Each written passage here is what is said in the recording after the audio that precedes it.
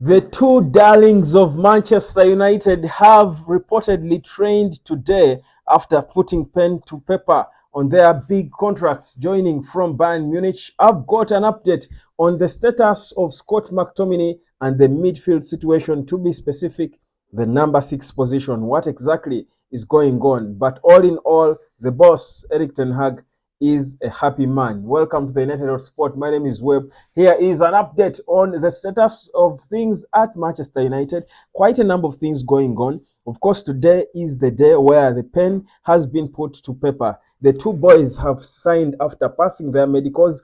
Everything went on as planned. They did their media duties. It's a matter of time that we will see them today. Probably by the time you watch this, these videos will be out already. But the thing is, it is expected that both Mathis Delit and Nusail Mazraoui will be training with Manchester United today. There is no time to waste as Eric Ten Hag looks to have the strongest possible squad he can have for the Premier League opener against Fulham. That is this Friday at night. So that's exactly what's going on. The two were pictured at a restaurant in Manchester together, having lunch. That is Delit and Nusail Mazraoui. They have already tried to fit in and be introduced to the important people, try to acclimatize to the place. And it is said that today they did take part in some portion of the training after putting pen to paper to their contracts. There is no time to waste, like I said. Now, as it seems, by the way, Mathis Delit might be fit to play on Friday,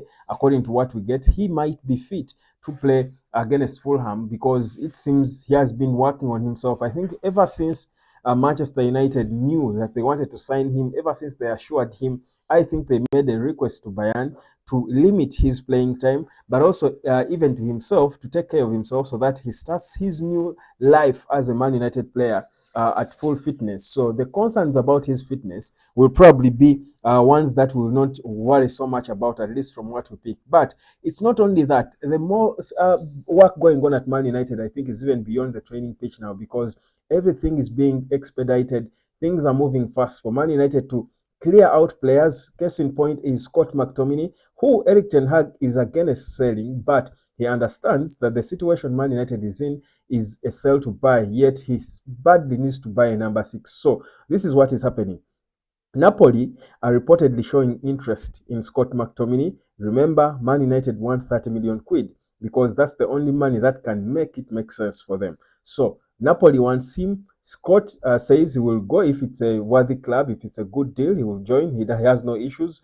Eric Ten Hag doesn't want him to go, yet he wants money to buy Manuel Ugarte or Sander Berge or whichever midfielder he would want to buy. So what's happening is that exploring what to do now. In the coming days, it is extremely possible that Scott McTominay could leave and Napoli is one of the said destinations that he could be heading to. So that's I think a good. The reality is we love Scott. We love his mentality, but I don't think really he will fit into what we are trying to build. I mean, the new Man United should be full of world class players. Now, the reality is Scott has got a world class heart, but he doesn't have a world class talent really. He's world class at heart, but not at feet really. And I think the feet is better, is more important probably. At 27, the feeling is, he can do better elsewhere. He can go elsewhere and have more playing time. Fulham wanted him. The bids were rejected. So it's a bit of a sad situation. But I mean, what to do? What to do? We've got to move on and try to get a solution. So that's what's going on. But when it comes to midfielders, where the focus now is, like I said, first sell to buy. We've got to clear out to bring in. But when that happens, we're expected to try and attempt one more time with Paris Saint-Germain. If we fail, Sander Berge is ready. Sander Berge is the backup, is the designated backup to Manuel Ugarte. At least that is what I can confirm to you. Sander Berge is the designated backup number 6 for Manuel Ugarte. Sofiane Amrabat should be considered either way, not as an option, but as an addition to Sander Berge. You feel me? That's at least from what we pick. So whether we sign Ugarte or Sander Berge, whichever number 6 we sign, Sofiane Amrabat is an option because of his availability and his how cheap he is. He's an option to bring more depth in the middle because you think about the midfield of Man United, and if you talk about all the players we have from Kobe, Bruno, talk about Mason Mount, talk about Casemiro, talk about Scott McTominay, talk about Christian Eriksen, who is probably departing as well. None of the, I mean, only one of those players, maybe Casemiro, and maybe the kid now, Toby Collier. Only one of those players is the typical number six.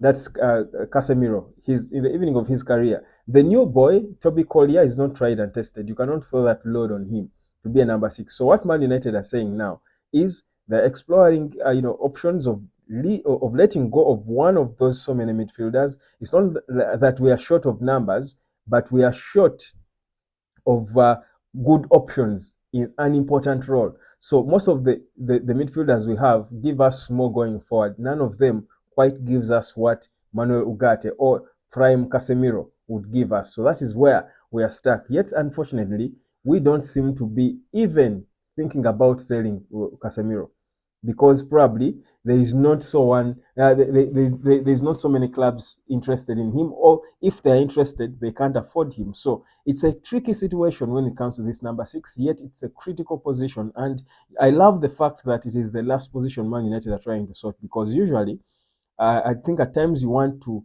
go last on your best position so that you don't make mistakes, because you need to scrutinize a lot of options, especially if they are there. There are quite a number of them, or if they are not even there so much. You need to be careful how you select who you bring in. So probably that is why Man United did not rush to first bring in a number six. They also thought they could have, got a good bid for Casemiro and maybe try to talk him out, or several other midfielders, but they're finding themselves in a tricky situation. So it's not really the best place to be at. But by and large, if you look about it, if you think about it and look at it holistically, you feel like we've done well. I think this is probably one of the most successful summers we might have. For me, because of the timing of the signings, but also the importance of the players, because we are signing players in positions where we need solutions. Unlike before, where we brought in players like Mason Mount for so much money quickly, yet we did not have use for them. So for me, it's everywhere you look at it, whichever way I look at it, I think it's a decent window. But the train, you hope to see training pictures of these two later on in the day. But what I know is it's business unusual today at Carrington. It's a Tuesday, ladies and gentlemen, but the week is getting fast. It's going in so fast because Friday is when we do start off the big season where Man United is expected to play good football. Guys, be excited about it. If you're not, man, those are yours. Those are yours. Those are yours. Like, share, and subscribe. My name is Webb. Peace, love, and harmony. I will be back in a bit. Cheers.